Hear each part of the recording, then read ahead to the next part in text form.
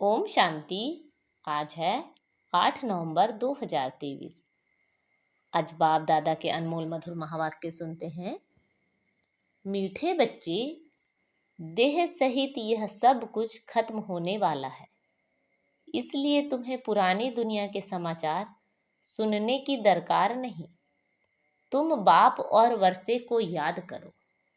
आज की मुरली से प्रश्न है, श्रीमत के लिए गायन कौन सा है? श्रीमत पर चलने वालों की निशानी सुनाओ। उत्तर है, श्रीमत के लिए गायन है जो खिलाएंगे, जो पहनाएंगे, जहां बिठाएंगे वही करेंगे। श्रीमत पर चलने वाले बच्चे बाप की हर आज्ञा का पालन करते हैं, उनसे सदा श्रेष्ठ कर्म होते हैं। वे कभी श्रीमत में अपनी मनमत मिक्स नहीं करते, उनमें राइट और रॉन्ग की समझ होती है। आज मुरली में गीत बजा है, बनवारी रे। ओम शांति। यह गीत किसका है? बच्चों का। कोई गीत ऐसे भी होते हैं जिसमें बाप बच्चों को समझाते हैं, लेकिन इस गीत में बच्चे कहते हैं कि बाबा, अब तो हम समझ गए, दुनिया को तो पता नहीं कि कैसे यह झूठी दुनिया है, झूठे बंधन है, यहाँ सब दुखी हैं। तब तो ईश्वर को याद करते हैं। सतयुग में तो ईश्वर से मिलने की बात ही नहीं है। यहाँ दुख है तब आत्माओं को याद पड़ता है, परंतु ड्रामा अनुसार बाप मिलते ही तब हैं जब स्वयं आते हैं।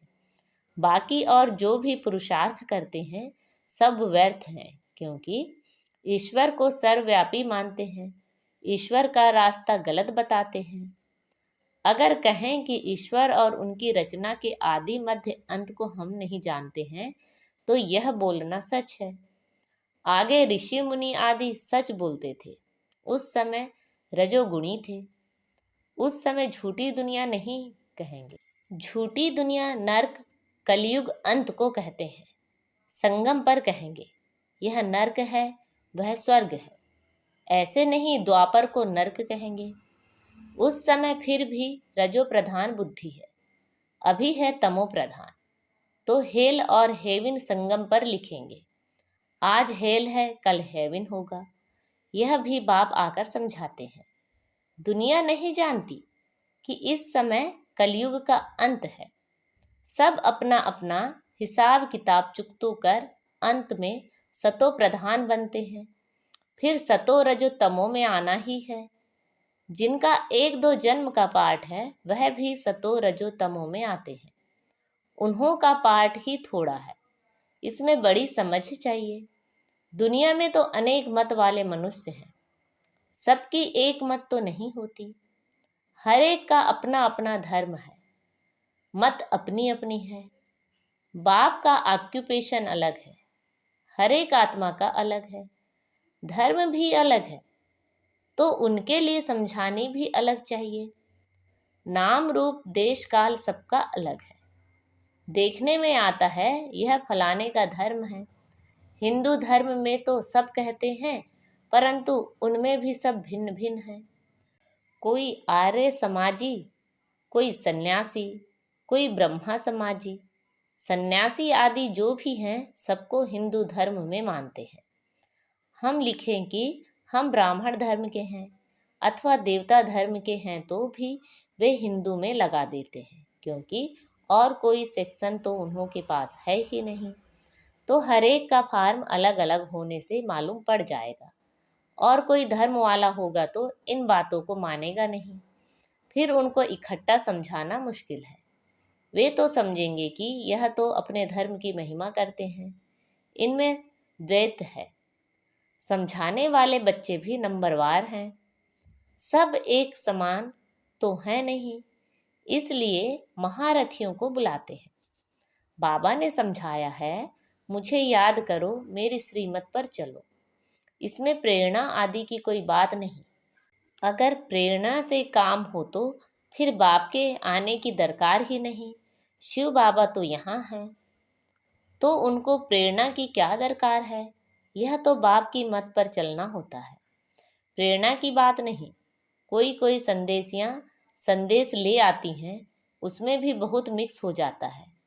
संदेशी तो सब एक जैसी है नहीं, माया का बहुत इंटरफियर होता है। दूसरी संदेशी से वेरीफाई कराना होता है। कई तो कह देते हैं हमारे में बाबा हैं, मम्मा आती है, फिर अपना अपना सेंटर खोल बैठते हैं। माया की प्रवेशता हो जाती है। यह बड़ी समझने की बात है। बच्चों को बहुत सेंसिबल बनना चाहिए। जो सर्विसेबल बच्चे हैं वही इन बातों को समझ सकते हैं। जो श्रीमत पर नहीं चलते वह इन बातों को नहीं समझेंगे। श्रीमत के लिए गायन है कि आप जो खिलाएंगे, जो पहनाएंगे, जहाँ बिठाएंगे वह करेंगे। ऐसे कोई तो बाप की मत पर चलते हैं, कोई फिर दूसरों की मत के प्रभाव में आ जाते हैं। कोई वस्तु नहीं मिली, कोई बात पसंद नहीं आई तो झट बिगड़ पड़ते हैं। सब थोड़े ही एक जैसे सपूत बच्चे हो सकते हैं। दुनिया में तो ढेर की ढेर मत वाले हैं। अजामिल जैसी पाप आत्माएं, गड़ी काएं बहुत हैं। यह भी समझाना पड़ता है कि ईश्वर सर्वव्यापी कहना रॉन्ग है। सर्वव्यापी तो 5 विकार हैं, इसलिए बाप कहते हैं यह आसुरी दुनिया है। सतयुग में 5 विकार होते नहीं। कहते हैं शास्त्रों में यह बात ऐसे है, परंतु शास्त्र तो सब मनुष्यों ने बनाए हैं। तो मनुष्य ऊंच हुए या शास्त्र? जरूर सुनाने वाले उच्च ठहरे ना। लिखने वाले तो हैं मनुष्य। व्यास ने लिखा वह भी मनुष्य था ना। यह तो निराकार बाप बैठ समझाते हैं। धर्म स्थापकों ने जो आकर के सुनाया उसका फिर बाद में शास्त्र बनता है। जैसे गुरु नानक ने सुनाया, बाद में ग्रंथ बनता है, तो जिसने सुनाया उसका नाम हो गया। गुरु नानक ने भी उनकी महिमा गाई है। सबका बाप वह एक है। बाप कहते हैं जाकर धर्म स्थापन करो। यह बेहद का बाप कहते हैं मुझे तो कोई भेजने वाला नहीं। शिव बाबा खुद बैठ समझाते हैं वह हैं मैसेज ले जाने वाले, मुझे कोई भेजने वाला नहीं। मुझे मैसेंजर व पैगंबर नहीं कहेंगे। मैं तो आता हूँ बच्चों को सुख शांति देने। मुझे कोई ने कहा नहीं, मैं तो खुद मालिक हूँ। मालिक को भी मानने वाले होते हैं, परंतु उनसे पूछना चाहिए कि तुमने मालिक का अर्थ समझा है? वह मालिक है, हम उनके बच्चे हैं, तो जरूर वर्षा मिलना चाहिए। बच्चे कहते हैं हमारा बाबा, तो बाप के धन के तुम मालिक हो। मेरा बाबा बच्चे ही कहेंगे, मेरा बाबा तो फिर बाबा का धन भी मेरा। अभी हम क्या कहते हैं? हमारा शिव बाबा। बाप भी कहेंगे यह हमारे बच्चे हैं। बाप से बच्चों को वर्षा मिलता है। बाप के पास प्रॉपर्टी होती है। बेहद का बाप है ही स्वर्ग का रचयिता। भारतवासियों को भी प्रॉपर्टी किससे मिलती है? शिव बाबा से। शिव जयंती भी मनाते हैं। शिव जयंती के बाद फिर होगी श्री कृष्ण जयंती, फिर श्री राम जयंती। बस मम्मा बाबा की जयंती व जगदम्बा की जयंती तो कोई गाते नहीं। शिव जयंती, फिर राधे कृष्ण की जयंती, फिर राम सीता जयंती। जब शिव बाबा आए तब शूद्र राज्य विनाश हो। यह राज भी कोई समझते नहीं। बाप बैठ समझाते हैं। वह आते हैं जरूर। बाप को क्यों बुलाते हैं? श्री कृष्णपुरी स्थापन करने। तुम जानते हो शिव जयंती बरोबर होती है। शिव बाबा नॉलेज दे रहे हैं। आदि सनातन देवी देवता धर्म की स्थापना हो रही है। शिव जयंती है बड़े ते बड़ी जयंती। फिर है ब्रह्मा विष्णु शंकर। अब प्रजापिता ब्रह्मा तो मनुष्य सृष्टि में है। फिर रचना में मुख्य हैं लक्ष्मी नारायण, तो शिव हैं मात पिता। फिर मात पिता ब्रह्मा और जगत अम्बा भी आ जाते हैं। यह समझने और धारण करने की बातें हैं। पहले पहले समझाना है बाप परम पिता परमात्मा आते हैं पतितों को पावन करने। वह नाम रूप से न्यारा हो तो उनकी जयंती कैसे हो सकती? गॉड को फादर कहा जाता है। फादर को तो सब मानते हैं। निराकार है ही आत्मा और परमात्मा। आत्माओं को साकार शरीर मिलता है। यह बड़ी समझने की बातें हैं। जो कुछ भी शास्त्र आदि नहीं पढ़ा हुआ हो तो उसके लिए और ही सहज है। आत्माओं का बाप वह परमपिता परमात्मा स्वर्ग की स्थापना करने वाला है। स्वर्ग में होती है राजाई, तो जरूर उनको संगम पर आना पड़े। सतयुग में तो आ ना सके, वह प्रारब्ध 21 जन्मों का वर्षा संगम पर ही मिलता है। यह संगम युग है ब्राह्मणों का। ब्राह्मण है चोटी, फिर है देवताओं का युग। हर एक युग 1250 वर्ष का है। अभी 3 धर्म स्थापन होते हैं, ब्राह्मण, देवता, क्षत्रिय, क्योंकि फिर आधा कल्प में कोई धर्म नहीं होता। सूर्यवंशी, चंद्रवंशी पूज्य थे, फिर पुजारी बन जाते हैं। वह ब्राह्मण तो किस्म किस्म के होते हैं। अभी तुम अच्छे कर्म कर रहे हो, जो फिर सतयुग में प्रारब्ध पाओगे। बाप अच्छे कर्म सिखलाते हैं। तुम जानते हो, हम श्रीमत पर जैसे कर्म करेंगे, औरों को आप समान बनाएंगे तो उसकी प्रारब्ध मिलेगी। अभी सारी राजधानी स्थापन हो रही है। आदि सनातन देवी देवता धर्म की राजधानी होती है। यह है प्रजा का प्रजा पर राज्य। पंचायती राज्य है। अनेक पंच हैं, नहीं तो 5 पंच होते हैं। यहाँ तो सब पंच ही पंच हैं। सो भी आज हैं, कल नहीं। आज मिनिस्टर हैं, कल उनको उतार देते हैं। एग्रीमेंट कर फिर कैंसिल कर देते हैं। यह है अल्पकाल का क्षण भंगुर राज्य। किसी को भी उतारने में देरी नहीं करते हैं। कितनी बड़ी दुनिया है, अखबारों से कुछ ना कुछ पता पड़ता है। इतने सब अखबार तो कोई पढ़ नहीं सकता। हमको इस दुनिया के समाचार की दरकार ही नहीं। यह तो जानते हैं देह सहित सब कुछ इस दुनिया का खत्म हो जाने वाला है। बाबा कहते हैं, सिर्फ मुझे याद करो तो तुम मेरे पास आ जाएंगे। मरने के बाद सारा साक्षात्कार होगा। शरीर छोड़कर फिर आत्मा भटकती भी है। उस समय भी हिसाब किताब भोग सकते हैं। साक्षात्कार सब होता है, अंदर ही साक्षात्कार करते हैं। भोगना भोगते हैं, बहुत पछताते हैं कि हमने नाहक कैसा किया। पश्चाताप होता है ना। कोई जेल बर्ड होते हैं, वह कहते हैं जेल में खाना तो मिलेगा, मतलब खाना खाने से काम है।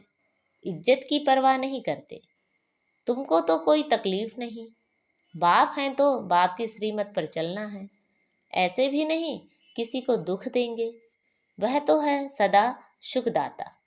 आज्ञाकारी बच्चे तो कहेंगे, बाबा जो आप डायरेक्शन देंगे तुम ही से बैठूं, यह शिव बाबा के लिए गाया हुआ है।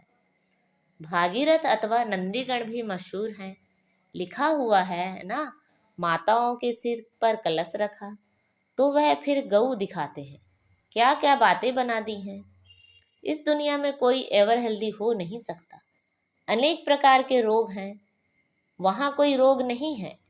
ना कभी अकाली मृत्यु होती है। समय पर साक्षात्कार होता है।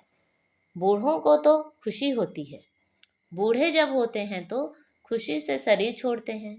साक्षात्कार होता है कि हम जाकर बच्चा बनूंगा। अभी तुम जवानों को भी इतनी खुशी है कि हम शरीर छोड़ जाकर प्रिंस बनेंगे। बच्चे हो व जवान हो, मरना तो सबको है ना। तो सबको यह नशा रहना चाहिए कि हम जाकर प्रिंस बनेंगे। जरूर जब सर्विस करो तब तो बनो। खुशी होनी चाहिए। अभी हम पुराना शरीर छोड़ बाबा के पास जाएंगे, फिर बाबा हमको स्वर्ग में भेज देंगे। सर्विस करनी चाहिए। बच्चों ने गीत सुना, बंसी वाला श्री कृष्ण तो है नहीं। मुरली तो बहुतों के पास होती है, बहुत अच्छी अच्छी बजाते हैं। इसमें मुरली की बात नहीं। तुम तो कहते हो श्रीमत एक बाप ही देते हैं। जब तक कोई बच्चा नहीं बनता तब तक यह बातें समझ भी नहीं सकता। और इसमें फिर श्रीमत पर चलने की बात है। अपनी मत पर चलने से थोड़े ही उच्च पद पा सकेंगे। बाप को जो जानते हैं वह बाप का परिचय औरों को भी देंगे। बाप और रचना का परिचय देना है। किसको बाप का परिचय नहीं देते तो गोया खुद जानते नहीं।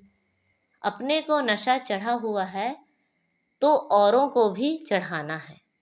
अच्छा, मीठे मीठे से खिला दे बच्चों प्रति माता पिता बाप दादा का याद प्यार, गुड मॉर्निंग और नमस्ते। रूहानी बाप की रूहानी बच्चों को नमस्ते। हम सब रूहानी बच्चों की रूहानी माता पिता बाप दादा को याद प्यार, गुड मॉर्निंग और नमस्ते। आज की मुरली से धारणा के लिए मुख्य सार हैं।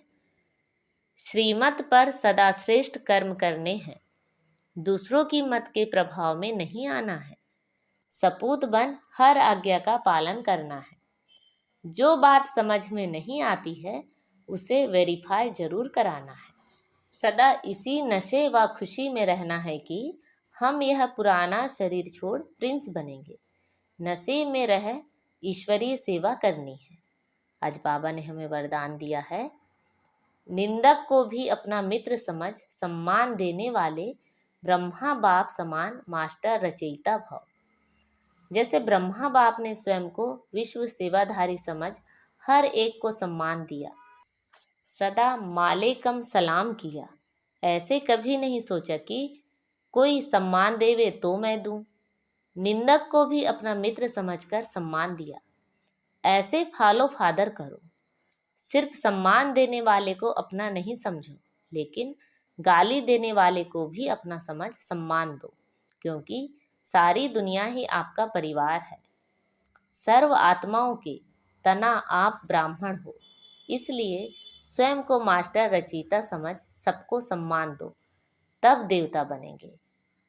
आज का स्लोगन है, माया को सदा के लिए विदाई देने वाले ही बाप की बधाइयों के पात्र बनते हैं।